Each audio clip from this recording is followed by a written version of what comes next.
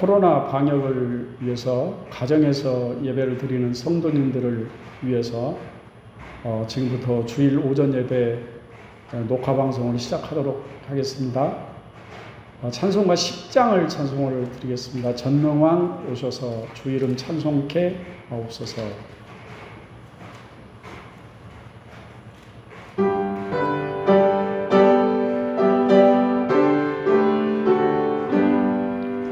전능왕 오셔서 주 이름 찬송케 하옵소서. 영광과 권능의 성부여 오셔서 우리를 다스려 주옵소서. 강생한 성자여 오셔서 기도를 들으소서. 택하신 백성들 복 내려주시고 거룩한 마음을 주옵소서. 위로의 주 성령 오셔서 큰 증거 주옵소서. 전능한 주시여 각 사람 마음에서 떠나지 마시고 계십소서. 성삼위일체께 한없는 찬송을 드립니다. 존귀한 주님을 영광 중 배우고 영원히 모시게 하옵소서.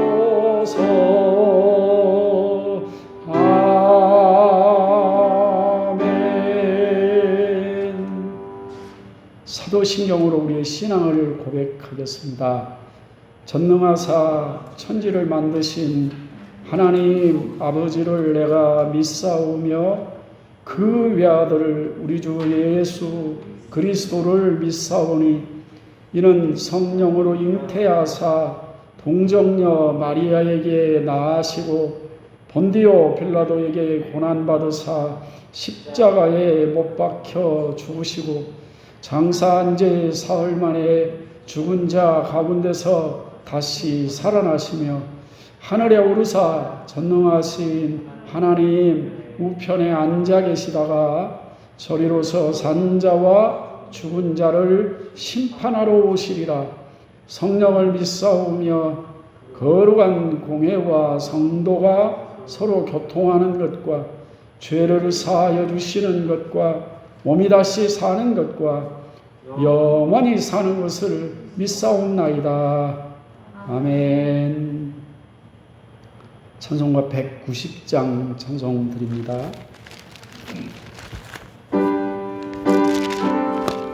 성령이여 강림하사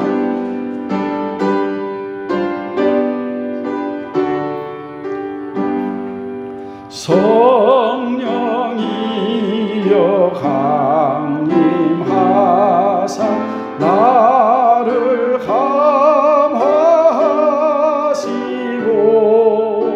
애통하며 회개한 마 충만하게 하소서. 예수여 비오니 나의 기도 들으사 애통하며 회개한 맘 충만하게 하소서.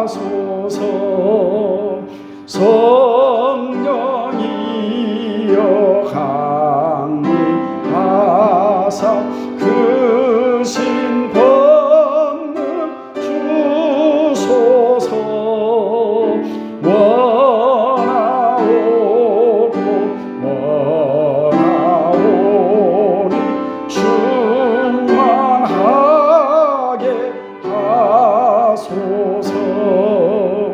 예수여 비오니 나의 기도 들으사 애통하며 내게 한마음 충만하게 하소서.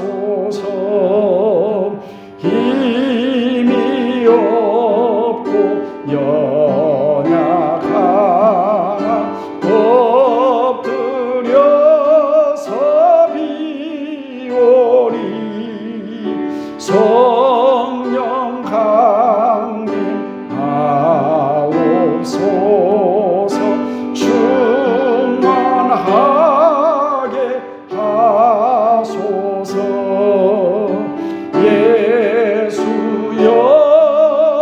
비오니 나의 기도 들으사 애통하며 내게 한마음 충만하게 하소서. 정쾌하로 위로하사 복을 받게 하소서. 충만하게 하시오니 무한 감사합니다.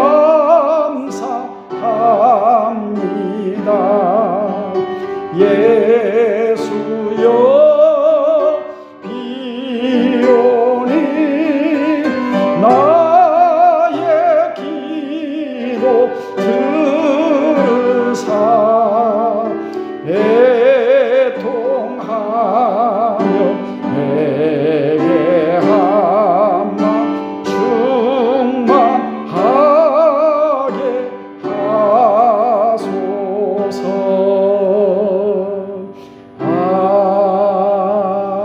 아멘. 제가 기도하겠습니다. 사랑의 하나님 아버지, 주의 귀하신 은혜와 사랑을 감사합니다. 심히도 연약하고 부족한 저희들입니다. 근데 하나님께서 저희를 사랑하셔서 하나님의 귀한 자녀들로 삼아주시고 저희의 모든 죄와 허물일랑 십자가의 보혈로 덮어주시고 용서해 주시고 저희를 받아주셔서 하나님의 자녀 삼아주심을 참으로 감사합니다. 지난 한 주간의 삶을 돌아보니 하나님의 기쁨 되어 살아들이지 못하고 우리의 생각이 앞서 있고 우리의 육신이 앞서 있어서 죄 가운데 살았음을 회개하고 자복합니다. 십자가의 보혈로 우리의 모든 죄와 허물일랑 덮어주시고 용서해 주시고 아버지, 저희가 믿는 예수 그리스도의 그 이름을 들고 주님 앞에 왔사오며 아버지, 저희가 들고 온 그 믿음을 보사 우리의 모든 죄일랑 사하시고 저희 예배가 하나님이 기뻐 받으시는 예배 되게 하옵소서. 아멘. 자비에 거룩하신 아버지 하나님, 이 시간에 저희가 하나님의 은혜를 사모합니다. 하나님의 은혜가 아니면 살 수 없는 사람들이어서 이 시간도 아버지 이렇게 사모하는 마음으로 주님 앞에 와 있사오니 우리의 사모하는 심령들마다 하나님의 은혜로 이 시간 충만케 하여 주옵시고 하나님의 말씀으로 소중한 깨달음을 얻는 시간 되게 하시고 말씀이 삶이 되어 우리 안에 열매 맺도록 도와주시기를 간절히 바랍니다. 아버지, 온 세계가 코로나 바이러스로 인하여 아버지 세상이 소란하고 교회에서 예배를 드리는 것조차도 마음대로 하지 못하는 그런 안타까운 데에 있습니다. 우리 아버지 하나님, 하루속히 이 코로나가 우리 아버지 소멸되게 하시고 저희가 함께 모여 예배하며 함께 교제하며 우리 아버지 하나님을 기뻐할 수 있는 저희들 되어지게 도와주시기를 간절히 바랍니다. 아버지 하나님, 이런 위기에 하나님의 말씀을 들고 세계에 나가 있는 사랑하는 선교사님들이 있습니다. 아버지, 지금보다 우리나라보다 훨씬 더 방역이 좋지 않는 그런 나라에 가 있는 선교사들입니다. 우리 아버지, 코로나에 걸리면 치료도 마음대로 받을 수 없는 그런 형편 가운데 놓여있는 사랑하는 선교사들입니다. 우리 아버지 하나님께서 저들의 건강을 지켜주시고 악한 질병이 틈을 타지 못하게 하시고 저들의 사역에도 성령께서 기름 부어주시고 저들의 생명과 안전을 하나님께서 지켜 보호하여 주시옵소서. 오 주여, 우리 아버지 이 시간 연약한 종을 세우셔서 하나님의 말씀을 태어나게 하실 터인데 성령께서 종의 입술과 생각과 마음을 주장해 주시고 하나님의 말씀만 바로 전할 수 있도록 도와주시고 오늘 이 말씀을 듣는 사랑하는 성도들의 마음의 문이 열리고 귀가 열리고 하나님의 말씀을 깨닫는 은혜의 문이 열려져서 하나님의 말씀을 잘 받아 옥토밭에 뿌리 씨앗되어 우리 아버지 많은 결실을 맺어 하나님 앞에 영광을 돌려드리게 하옵소서. 이 예배의 시종을 주님 앞에 맡겨드리오며 예수님의 이름으로 감사드리고 간절히 기도 올립니다. 아멘.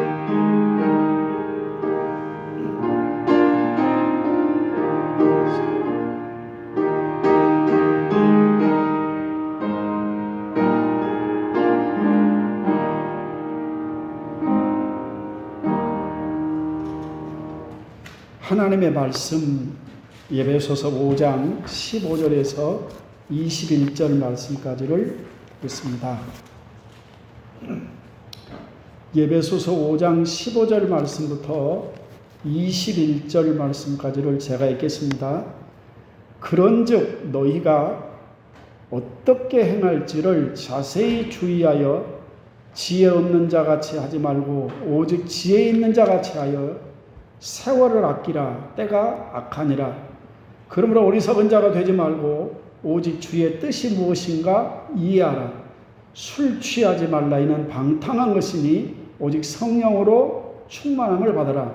시와 찬송과 신령한 노래들로 서로 화답하며 너희의 마음으로 주께 노래하며 찬송하며 범사에 우리 주 예수 그리스도의 이름으로 항상 아버지 하나님께 감사하며 그리스도를 경외함으로 피차 복종하라. 아멘. 이 시간은 성령의 충만함을 받으라라는 그런 제목으로 함께 하나님의 말씀의 은혜를 나누도록 그렇게 하겠습니다. 사랑하는 성도 여러분, 기독교는 성령의 종교입니다. 기독교는 유대교에서 출발을 했습니다. 기독교가 믿는 하나님은 유대교가 믿는 하나님과 똑같은 하나님이십니다. 기독교가 공부하는 구약 성경과 유대교가 공부하는 구약 성경이 똑같습니다. 예수님도 유대인의 혈통에서 태어나셨고 율법을 공부했으며 유대 사회에서 사셨습니다. 사랑하는 성도님, 그럼에도 기독교가 유대교가 아닌 것은 기독교가 성령으로부터 비롯되었기 때문입니다. 그러면 구약시대는 성령이 없었느냐? 그렇지 않습니다. 구약시대에도 성령은 존재했고 성령은 활동하셨습니다. 사랑하는 성도 여러분, 우리는 삼위일체 하나님을 믿습니다. 그것을 믿지 않으면 이단이고 사입입니다. 여호와라 이름하는 성부 하나님을 믿으며 예수님이라 이름하는 성자 하나님을 믿으며 또 다른 보혜사라 부르는 성령 하나님을 믿습니다. 이것을 제대로 이해하고 용납하고 받아들이고 믿으면 기독교인이라고 합니다. 통일교도 신천지도 그들도 성경을 들고 있으며 그들도 우리가 믿는 성부 하나님을 믿는다고 말을 합니다. 근데 그들이 이단 사입인 것은 문선명이가 예수님을 대신해서 메시아가 되었다고 하니 이단이요, 이만희 교주가 보혜사 성령을 대신했다고 하니 사입인 것입니다. 유대인들이 믿는 유대교와 기독교와 다른 것은 그들은 예수님을 그리스도라고 인정하지 아니하고 유대 랍비 정도로 생각을 하고 있다는 것입니다. 예수님을 그리스도라고 인정하지 않으니까 성령이 그들 가운데 오시질 않습니다. 성령이 없으니 자신들의 노력으로 율법을 훈련해서 하나님의 백성으로 의롭게 살 수 있다라고 하니 그들을 율법주의자라고 그렇게 부르는 것입니다. 삼위일체 하나님께서 하신 일의 궁극적인 목적은 우리 인간들이 구원을 받는 것입니다. 우리 인간을 죄에서 구원하시는 일은 같지만 각자 하시는 역할이 다 다르십니다. 예수님께서 이 땅에 계실 때 그 제자들의 신앙 고백을 들으시고 그 제자들의 신앙 고백 위에 당신의 교회를 세우시겠다고 말씀하시고, 예수님 당신은 하나님께로 돌아가실 것이며 당신이 아버지께 가시면 반드시 보혜사 성령을 너희에게 보내겠다라고 그렇게 약속의 말씀을 하셨습니다. 예수님은 십자가에서 우리의 대속을 위해 죽으시고 3일 만에 다시 살아나셔서 우리의 그리스도 되심을 분명하게 제자들에게 나타내 보이셨고, 다시 아버지께로 가시기 직전까지 제자들에게 너희가 몇 날이 못되어 성령을 받으리라 그렇게 말씀을 했습니다. 성령이 너희에게 임하기까지 너희는 이 성을 떠나지 말고 아버지의 약속하신 성령을 기다리라 라고 그렇게 말씀했습니다. 그리고 예수님은 성령이 오셔서 너희가 능력을 받으면 그 능력을 받고 예루살렘과 유대와 사마리아와 땅 끝까지 이르러 내 증인이 될 것이다 라고 말씀을 하시고, 그리고 제자들에게 다시 오실 것을 약속하시고 승천하여 지금 하나님의 보좌 우편에 앉아 계십니다. 그리고 오순절 명절이 되어 예수님의 모든 제자들이 한자리에 모여 있을 때 주님이 약속하신 성령이 그들 가운데 임했습니다. 아주 강력하게 눈으로 볼 수 있고 귀로 들을 수 있고 몸으로 느낄 수 있게 성령이 그들 가운데 임재했습니다. 이렇게 성령이 오시고 주님의 교회들이 세워졌습니다. 그리스도의 교회는 성령 위에 세워진 것입니다. 그런데 예수님을 믿는 사람이 되었는데도 불구하고 유대인 그리스도인들은 이방인들이 하나님의 백성이 된다는 것만큼은 인정할 수가 없었습니다. 이들이 예수님을 그리스도로 인정하지 않은 게 아닙니다. 예수님을 믿어서 예수님의 제자가 된 유대인 그리스도인들입니다. 그런데도 그들은 이방인이라도 유대인으로 개종을 해야 된다. 그래야 하나님의 백성이 될 수 있다라고 그렇게 이야기를 했습니다. 그래서 하나님의 백성이 되려면 할례를 받아야 되고 여전히 율법을 지켜야 된다고 강력하게 주장을 했습니다. 예수님의 복음을 전하는데도 그들은 이방인들에게는 복음을 전하지 아니하고 유대인들에게만 복음을 전했습니다. 하나님의 은혜는 유대인들만의 것이라고 그렇게 생각을 했다는 것입니다. 베드로도 예수님의 수제자였는데 그 역시도 그의 생각이 바뀌질 않았습니다. 그때 무슨 사건이 터졌느냐 하면 하나님께서 그를 이방인 사람이었던 고넬료의 가정으로 보내셔서 예수 그리스도의 복음을 전할 수 있는 기회를 주셨습니다. 그리고 그가 예수 그리스도의 십자가와 부활의 복음을 전하는 가운데 그들이 오순절에서 경험했던 똑같은 성령의 임재하심을 경험을 하게 되었습니다. 그제서야 그들은 하나님께서 이방인들에게도 생명 얻는 회개를 주셨다라고 하는 사실을 인정하게 된 것입니다. 성령을 주셔서 이방인도 하나님의 백성이 될 수 있다는 사실을 증거해 주신 것입니다. 스데반 집사의 순교로 흩어진 그리스도인들이 안디옥까지 가서 그리스도의 복음을 전하기 시작했는데 그들은 여전히 유대인들에게만 복음을 전했다라고 했습니다. 그런데 그 중에 구브로 사람과 구레네 사람 몇 사람이 헬라인들에게도 복음을 전하기 시작했더니 주의 손이 그들과 함께하여 비로소 안디옥 교회라고 하는 예루살렘 교회를 대신할 수 있는 큰 교회가 세워지게 됐습니다. 예루살렘의 사도들이 구브로 출신이었던 바나바를 안디옥에 파송을 했습니다. 그때 안디옥 교회에 엄청나게 부흥이 일어나자 바나바는 다소에까지 가서 바울을 데려다가 함께 두 사람이 힘을 합쳐서 안디옥 교회 사역을 하게 됩니다. 그런데 그렇게 바나바가 바울을 데려다가 함께 복음 사역을 하기 시작하면서 그때서야 비로소 사람들이 예수 믿는 사람들을 그리스도인이라 그렇게 부르게 되었더라라고 그렇게 사도행전에 소개가 되고 있습니다. 그러니까 그동안 사람들은 기독교를 유대교의 한 새로운 종파 정도로 생각을 했고 그렇게 여겼다는 것입니다. 그런데 안디옥 교회에서 바나바와 바울이 가르치기 시작하면서부터 기독교는 유대교의 한 종파가 아닌 그리스도를 믿는 완전한 독립된 종교임을 사람들이 인정하게 되었다라는 그런 말씀입니다. 사랑하는 성도 여러분, 기독교의 두드러진 특징, 그 증거가 뭐냐 그러면 바로 성령의 임재하심입니다. 성령이 없이는 기독교를 말할 수가 없는 것입니다. 사랑하는 성도 여러분, 내가 하나님의 자녀가 된 가장 분명하고 확실한 증거가 무엇이냐? 내 안에 성령이 계시는가 하는 것입니다. 로마서 8장 9절에 있는 말씀에 보면 만일 너희 속에 하나님의 영이 거하시면 너희가 육신에 있지 아니하고 영에 있나니 누구든지 그리스도의 영이 없으면 그리스도의 사람이 아니니라 라고 말씀을 했습니다. 로마서 8장 14절 말씀에 무릇 하나님의 영으로 인도함을 받는 사람은 하나님의 아들이라 라고 그렇게 말씀합니다. 로마서 8장 15절에서 16절 말씀 보면 너희는 다시 무서워하는 종의 영을 받지 아니하고 양자의 영을 받았으므로 우리가 아빠 아버지라고 부르짖느니라. 성령이 친히 우리의 영과 더불어 우리가 하나님의 자녀인 것을 증거하시나니 라고 그렇게 말씀했습니다.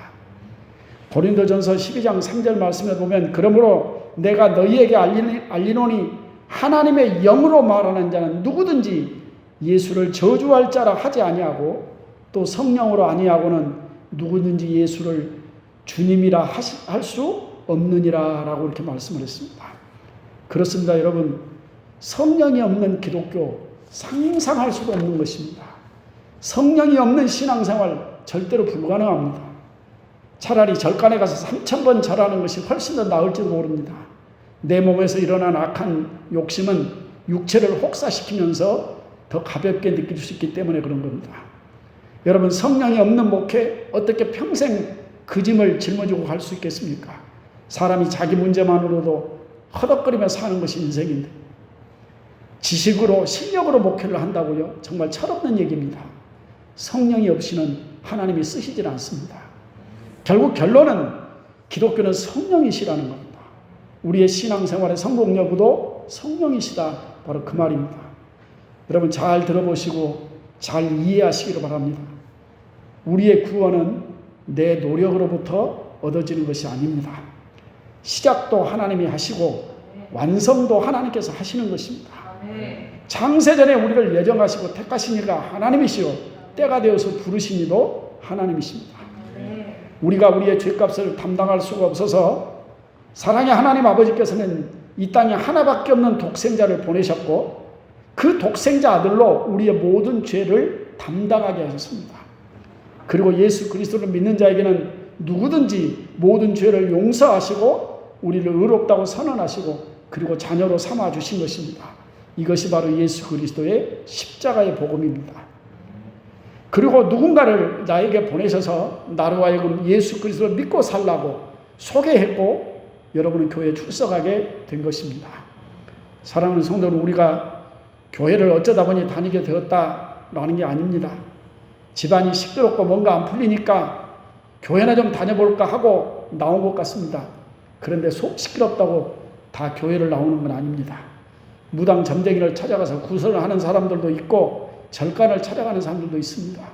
그런데 내가 지금 교회에 와 있다 그 말은 이게 하나님의 은혜라는 얘기고 이게 구원이 시작되었다라는 말씀이기도 합니다. 하나님께서 나를 구원하시기로 아예 작정을 하셨다라는 것입니다. 그리고 예수님을 구주로 믿는다고 내 마음으로 믿고 입술로 고백하게 되면 우리 가운데 하나님의 영이신 성령을 보내셔서 확실하게 믿게 하시는 것입니다. 우리는 그래서 이제는 절대로 내 신앙을 부정할 수 없는 확실한 증거가 내 마음속에 있어서 하나님이 내 아버지가 되시고 예수 그리스도가 나의 주님이 되어 주시는 것입니다. 사랑하는 성도 여러분, 그렇게 우리가 하나님의 자녀가 됐음에도 불구하고 우리는 여전히 육신의 끊임없는 욕심에 끌려가고 사탄 마귀의 방해 공작에 끌려가고 유혹에 걸려 넘어지고 삐걱거릴 때도 있습니다. 그때마다 우리를 다시 일으켜 세워주시는 이가 바로 우리 안에 와 계시는 성령 하나님이십니다. 사랑하는 성도 여러분, 저와 여러분의 구원의 역사는 하나님으로부터 시작되어서 하나님께서 마무리해 가시는 역사인 것입니다. 저와 여러분을 예수 그리스도의 사람답게 만들어 가시는 분이 바로 우리 안에 와 계시는 성령 하나님이십니다. 그러므로 성령의 도움이 없이 성령의 능력이 없이 신앙생활을 성공한다는 건 절대로 불가능하다 할 수 있는 겁니다. 내 의지나 내 결단으로 해 나갈 수 있다라고 생각하는 그 자체가 바로 자기의가 아니겠습니까? 기독교 설교는 사람들의 자기 의를 만족시켜주는 게 기독교의 설교가 아닙니다. 나를 더 괜찮은 사람으로 보게 하고 나를 더 쓸만한 사람으로 보게 만드는 것이 기독교의 설교가 아닙니다. 하나님 앞에서 내가 얼마나 무력한 존재인지, 내가 하나님 앞에 결코 내 의를 가지고는 설 수 없는 존재라는 걸 철저하게 깨닫게 만드는 것이 바로 기독교의 설교의 본질입니다. 그런데 그렇게 무력함을 깨닫는 것, 그런 죄성을 깨닫는 것만이 해답은 아닙니다. 그리스도의 복음은 그 해답이 아주 명쾌합니다. 내 힘으로, 내 의지로 할 수 없어서 하나님께서 나에게 성령을 보내주셨다라고 하는 것이 해답입니다. 나는 할 수 있어 라고 말하는 것이 자기 의라면 그동안 수없는 실패 경험을 통해서 나는 할 수 없어, 나는 무력하고 나는 정말 형편없는 사람이야 라고 인정하고 하나님 도와주옵소서, 성령님 나의 연약함을 도와주옵소서, 성령이 도우시면 나는 할 수 있습니다 라고 나가는 것, 이게 바로 복음이고 이게 바로 해답입니다. 사랑하는 성도 여러분, 그래서 사도 바울이 우리에게 가르치는 말씀이 이것입니다. 내게 능력 주시는 자 안에서 내가 모든 것을 할 수 있느니라. 할렐루야. 내게 능력 주시는 자, 성령 안에서 나는 할 수 있다라는 것입니다. 오늘 말씀이 성령의 충만함을 받으라 라는 말씀이다 보니까 성령에 대한 서론이 좀 길어졌습니다. 그만큼 성령에 대해서는 할 말이 많다라는 그런 말씀입니다. 제가 여러분 지난 시간에 지혜 있는 자가 되라 라는 제목으로 여러분에게 말씀을 드렸습니다. 집에 가셔서 영상을 통해서 복습을 좀 하시면 말씀이 훨씬 더 명쾌해질 수 있습니다. 왜 지혜 있는 사람이 되어야 하는가? 시간이 지나가고 기회가 지나가기 때문에 그렇다 그랬습니다. 지난날 마귀가 우리를 거짓말로 속여서 많은 시간과 기회를 놓쳐버리게 했습니다. 그러므로 우리가 어리석은 선택을 하기 전에 반드시 하나님의 뜻을 묻는 것이 필요하다라는 말씀을 지난 시간에 드렸습니다. 오늘 말씀은 더 구체적으로 우리가 어떻게 행하는 것이 지혜롭게 살아가는 것인지를 구체적으로 제시해 주시는 말씀입니다. 사랑하는 성도는 우리가 1년 동안 농사를 애쓰고 힘써서 짓는 이유는 열매를 거두기 위해서입니다. 실컷 농사를 지었는데 열매를 수확하지 못하면 헛농사 지었다라고 말하는 것입니다. 신앙생활에도 헛농사 짓는 일이 있을 수 있다라는 그런 말씀입니다. 사랑하는 성도 여러분, 이 땅에 살아가는 모든 인생들은 두 가지 방식 중에 하나의 모습으로 인생을 살아가고 있습니다. 아마 오늘 저희가 읽었던 이 본문의 말씀은 제가 서론 부분이 너무 길어서 다음 시간까지는 말씀을 드려야 될 것 같습니다. 그래도 괜찮습니다. 더 분명하고 확실하게 알고 정리하는 것이 더 좋은 일이기 때문에 그렇습니다. 자, 갈라디아서에 있는 말씀을 좀 잠깐 보도록 그렇게 하겠습니다. 갈라디아서는 에베소서 바로 앞에가 갈라디아서가 나옵니다. 갈라디아서 5장 16절 이하에 있는 말씀부터 좀 보도록 그렇게 하겠습니다. 자, 16절 말씀을 제가 읽습니다. 내가 이르노니 너희는 성령을 따라 행하라. 그리하면 육체의 욕심을 이루지 아니하리라 그랬습니다. 자, 삶의 방식이 두 가지입니다. 하나는 성령을 따라서 살든지, 그렇지 않으면 육체의 욕심을 따라 살든지, 사람은 두 가지 방식 중에 하나로 살아가게 된다라는 것입니다. 근데 17절에 있는 말씀을 보면 육체의 소욕은 성령을 거스르고 성령은 육체를 거스르나니 이 둘이 서로 대적함으로 너희가 원하는 것을 하지 못하게 하려 함이라 그렇게 말씀을 했습니다. 육체의 소욕은 성령을 거스르고 성령은 육체를 거스르냐니 그랬습니다. 그러니까 살아가는 두 가지 방식이 있는데 성령을 따라 살든지, 그렇지 않으면 육체의 소욕을 따라 살아가든지, 육체의 욕심을 따라 살아가든지 한다는 것입니다.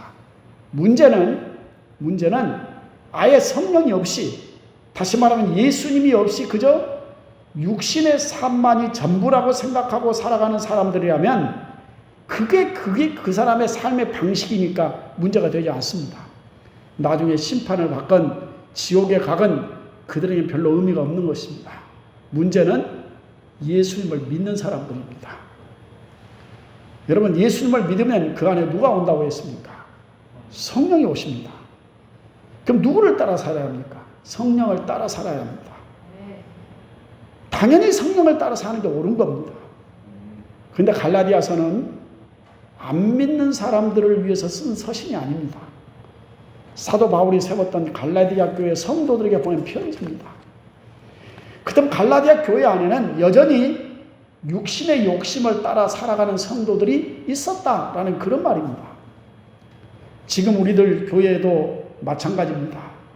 17절에 있는 말씀을 다시 주목해서 읽어보시길 바랍니다. 17절 말씀을 다시 한번 읽어보겠습니다. 육체의 소욕은 성령을 거스르고 성령은 육체를 거스르나니 이 둘이 서로 대적함으로 너희가 원하는 것을 하지 못하게 하려 함이니라 그랬습니다. 이것도 아니고 저것도 아니고 그러다 보니까 이 둘이 서로 대적하여 너희가 원하는 것을 하지 못한다라고 그렇게 말씀을 했습니다. 육신의 욕심대로 그냥 살려고 하니 성령이 그 안에서 간섭을 하시고 성령을 따라 살려고 하니 육신이 요구하는 욕심이 한이 없고 그래서 이러지도 못하고 저러지도 못하고 그렇게 살아가고 있다라는 것입니다. 사랑하는 성도 슬프지 않습니까? 하나님 편에서 볼 때 얼마나 답답하겠습니까? 마귀 편에서 볼 때 마음대로 써먹을 수도 없으니 정말 답답했겠죠. 정작 본인은 더 답답한 얘기고 참 슬픈 얘기가 아닐 수 없습니다. 이러지도 못하고 저러지도 못하고 중간치기로 살아가는 사람들이 너무나 많다는 것입니다. 근데 18절에 있는 말씀 보면 너희가 만일 성령의 인도하시는 바가 되면 율법 아래 있지 아니하리라. 그러면서 육체의 일은 분명하니라고 말씀합니다. 19절로 21절 말씀 보면 육신의 욕심을 따라 살아갈 때 그의 삶에 어떤 일이 일어나는지 그 열매가 무엇인가라 분명하고 자세하게 소개를 하고 있습니다. 19절에서 21절까지 말씀을 제가 읽겠습니다. 육체의 일은 분명하니 곧 음행과 더러운 것과 호색과 우상 숭배와 주술과 원수 맺는 것과 분쟁과 시기와 분냄과 당 짓는 것과 분열함과 이단과 투기와 술 취함과 방탕함과 또 그와 같은 것들이라. 전에 너희에게 경계한 것 같이 경계하노니 이런 일을 하는 자들은 하나님의 나라를 유업으로 받지 못할 것이요 그랬습니다. 확실합니다. 결국은 하나님의 나라를 유업으로 받지 못한다라는 그런 결론이 지어지는 것입니다. 말 그대로 헛농사 지었다라는 그런 얘기입니다. 그러면 어떻게 살아야 될까요? 반면에 성령을 따라 살면 어떤 열매를 맺게 될 것인가? 그게 22절 말씀부터 23절 말씀까지입니다. 오직 성령의 열매는 사랑과 희락과 화평과 오래 참음과 자비와 양선과 충성과 온유와 절제니 이 같은 것을 금지할 법이 없느니라 그랬습니다. 결론이 어떻게 내려졌네? 성령의 9가지 열매를 말씀하고 이 같은 것은 금지할 법이 없다라고 결론이 내려졌습니다. 그런 열매 맺는 삶을 살 수만 했다면 누가 말리겠느냐? 더할 나위가 없다라는 그런 말씀이지. 24절에 있는 말씀을 보면 그리스도 예수의 사람들은 육체와 함께 그 정욕과 탐심을 십자가에 못 박았느니라 라고 말씀을 합니다. 예수 그리스도의 사람들은 이미 자신의 옛삶을 십자가에 못 박은 사람들이라 그 말입니다. 이미 죽었다가 다시 사는 사람들이라면 옛 모습, 육신의 욕심을 가지고 살 수는 없지 않느냐라는 그런 얘기입니다. 만일 우리가 성령으로 살면 또한 성령으로 행할지니 라고 이렇게 말씀합니다. 사랑하는 성도 여러분, 그리스도인이란 내 안에 와 계시는 성령님을 의지하고 성령님의 인도하심을 따라 살아가는 것입니다. 아멘. 이것이 지혜로운 삶입니다. 아멘. 하나님의 뜻을 따라 산다라고 하는 것은 말씀에 순종하며 사는 것이고 기도보다 생각이 앞서지 않는 것이고 성령이 주시는 소원을 따라 행하는 것입니다. 성령의 충만함을 받으라라는 말은 지속적으로 성령님의 지배를 받으면서 그 능력을 힘입고 살아가는 것입니다. 사랑하는 성도 여러분, 여러분 안에 이미 와 계시는 성령님이 여러분의 마음과 생각을 다스릴 수 있도록 성령님의 도우심을 구하시고 그 깨닫게 하시는 대로 살아가는 그런 열매 맺는 한 주간이 되시기를 주의 이름으로 축원합니다. 기도하겠습니다. 할렐루야. 찬양을 받으시기에 합당하신 살아계신 하나님 아버지, 귀하신 하나님의 은혜에 감사합니다.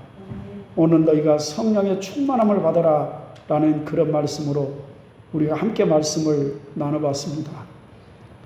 기독교는 성령의 종교입니다. 성령이 없이는 교회가 세워질 수가 없고, 성령이 없이는 우리의 신앙생활을 성공할 수가 없고, 성령이 없이는 우리가 아무 일도 할 수가 없습니다. 우리는 지난날 나는 할 수 있다라는 생각을 가지고 수없이 도전했고 수없이 실패했던 경험들을 가지고 있는 사람들입니다. 나는 할 수 없습니다. 나는 하나님 앞에 무력한 자이며 무능력한 자입니다. 하나님의 말씀을 들으나 그 말씀대로 살 수 있는 능력이 없는 사람들입니다.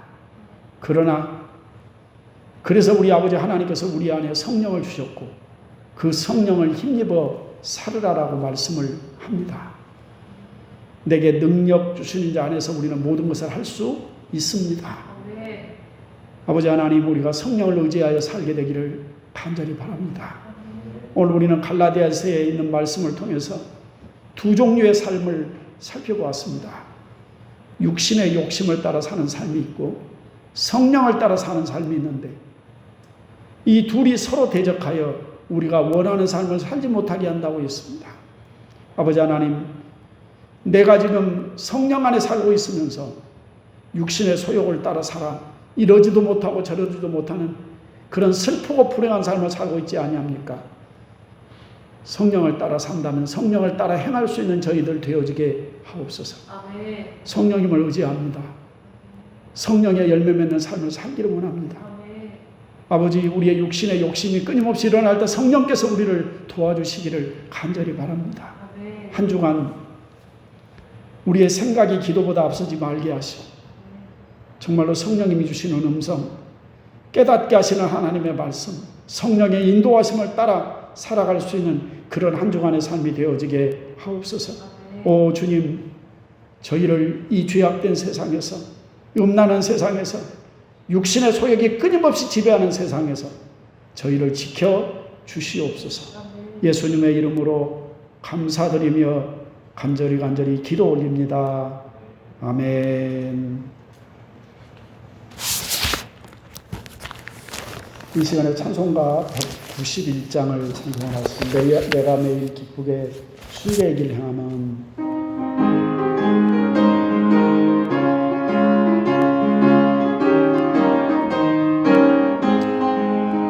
내가 매일 기쁘게 주의 길 행하면 주의 팔이 나를 안보함이요.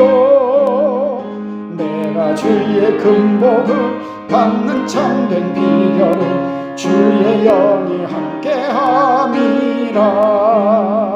성령이 계시네, 할렐루야 함께하시네.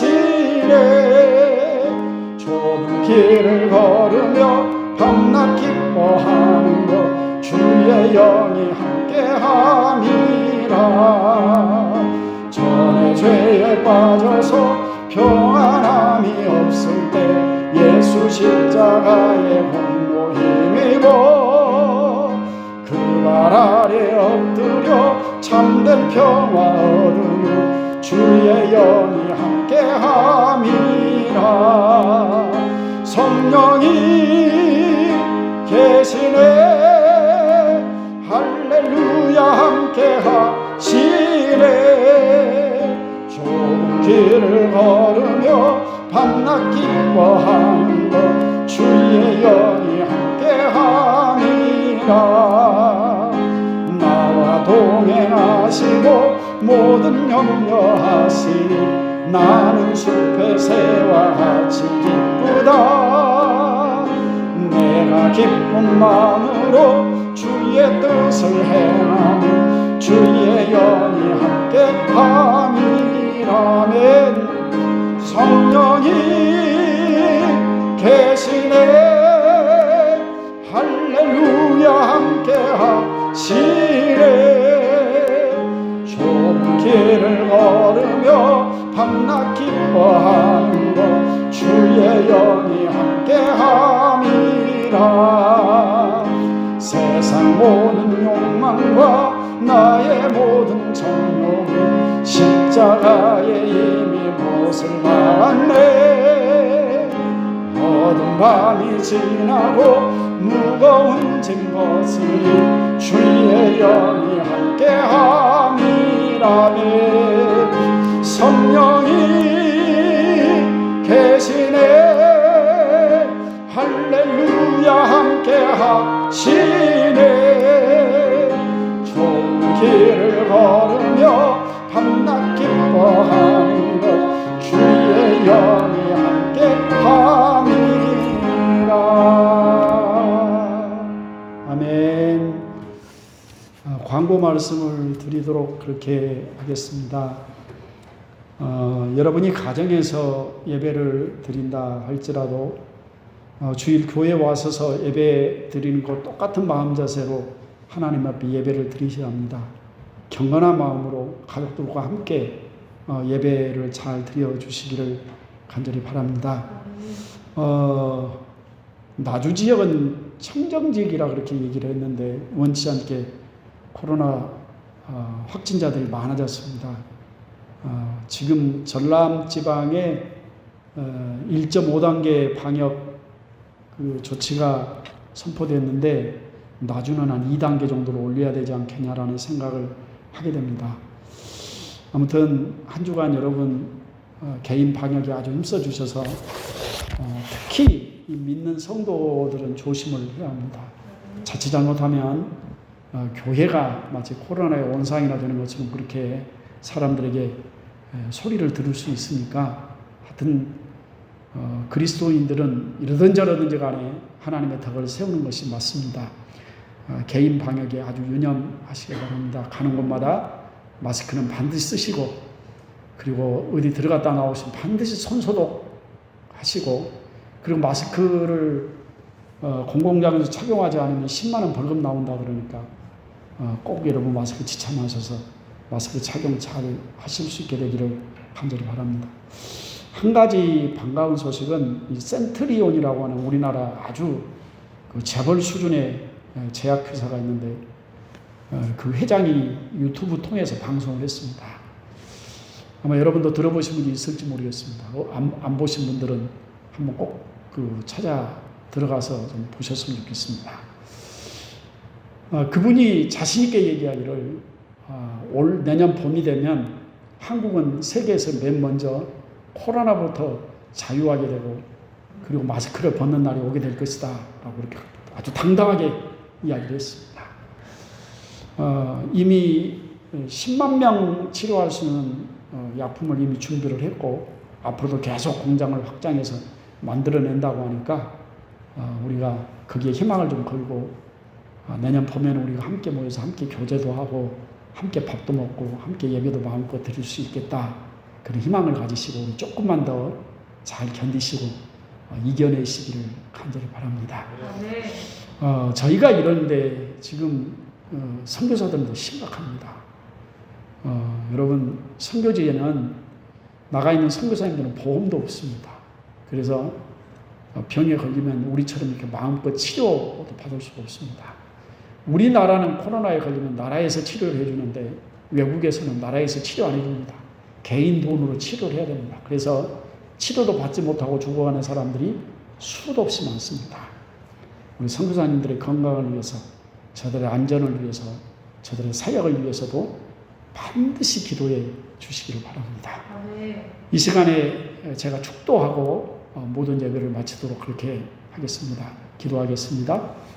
이제는 우리 주 예수 그리스도의 그 크신 은혜와 우리 아버지 하나님의 지극하신 사랑하심과 성령의 위로하시고 교통하여 주심의 귀한 역사가 오늘 영상을 통해서 가정에서 가족들과 함께 예배를 드리는 사랑하는 성도들 머리머리 위에, 저들의 가정과 자녀들을 위해, 그리고 허락하신 사업과 직장들을 위해, 해외에 나가 있는 사랑하는 성사님들의 가정과 자녀들과 그들의 사역 위해 이제로부터 영원까지 함께 있을지어다.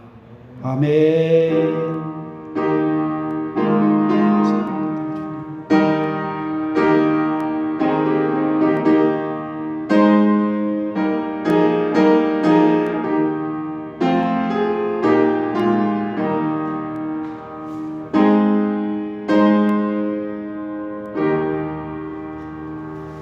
예배를 마쳤습니다. 감사합니다.